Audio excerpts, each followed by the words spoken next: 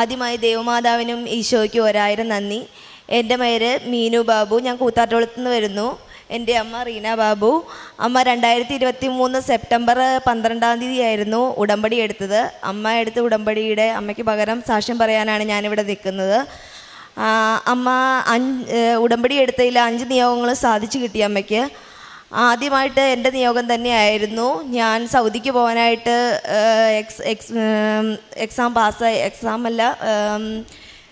സൗദിക്ക് പോകാനുള്ള ഇൻ്റർവ്യൂ പാസ്സായി നിൽക്കുകയായിരുന്നു. പക്ഷേ എനിക്ക് വിസ വരാനായിട്ട് ഒരുപാട് ലേറ്റായി. എന്നേക്കാളും താമസിച്ച് പ്രോസസ്സിങ് തുടങ്ങിയവർക്കൊക്കെ വിസ വന്നു. പക്ഷേ എൻ്റെ വിസ വന്നില്ല.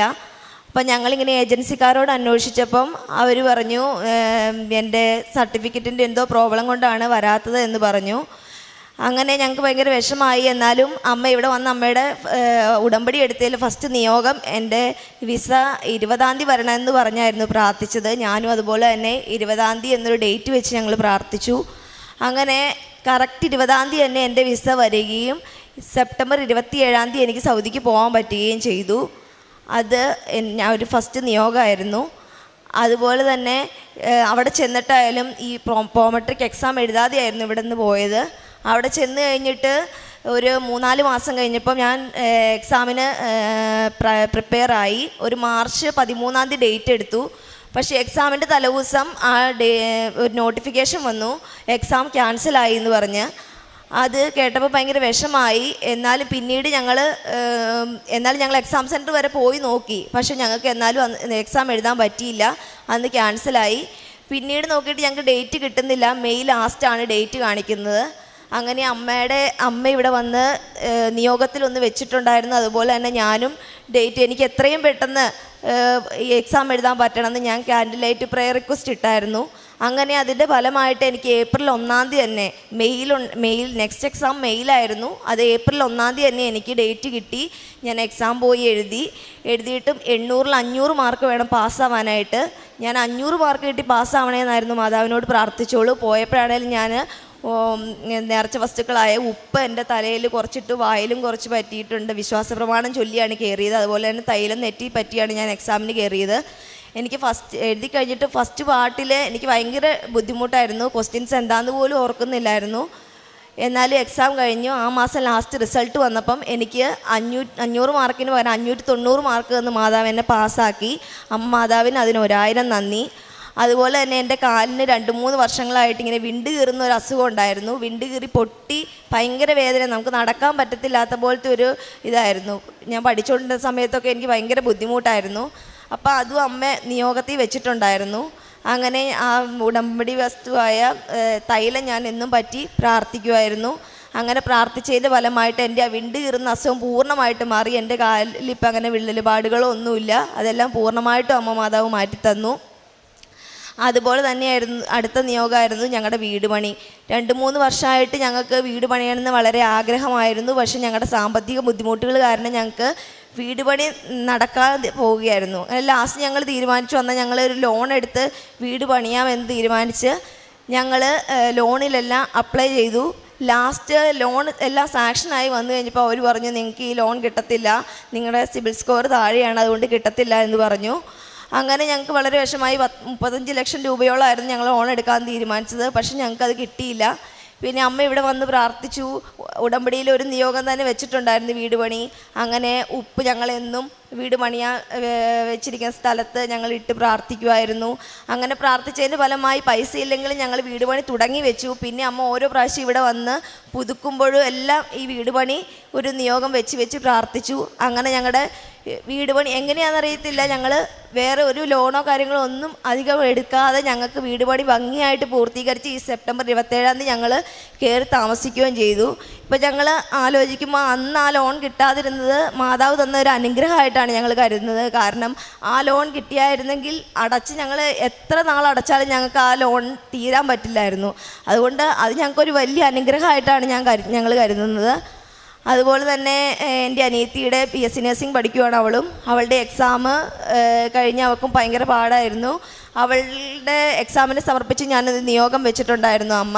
ഞങ്ങളെല്ലാവരും എക്സാമിന് പോകുമ്പം തൈലം തേച്ച് അങ്ങനെയായിരുന്നു പോയിക്കൊണ്ടിരുന്നത്. റിസൾട്ട് വന്നപ്പോൾ നല്ല മാർക്കോട് കൂടി അവൾ പാസ്സായി.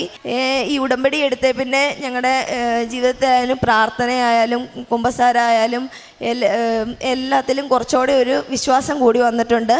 അതുപോലെ തന്നെ പ്രേക്ഷിത പ്രവർത്തനം എന്ന് പറഞ്ഞാൽ പത്രം മേടിച്ച് ഞങ്ങളുടെ അടുത്തുള്ളവർക്കും അതുപോലെ ബസ് സ്റ്റാൻഡിലും ഒക്കെ കൊണ്ട് കൊടുക്കാറുണ്ട്.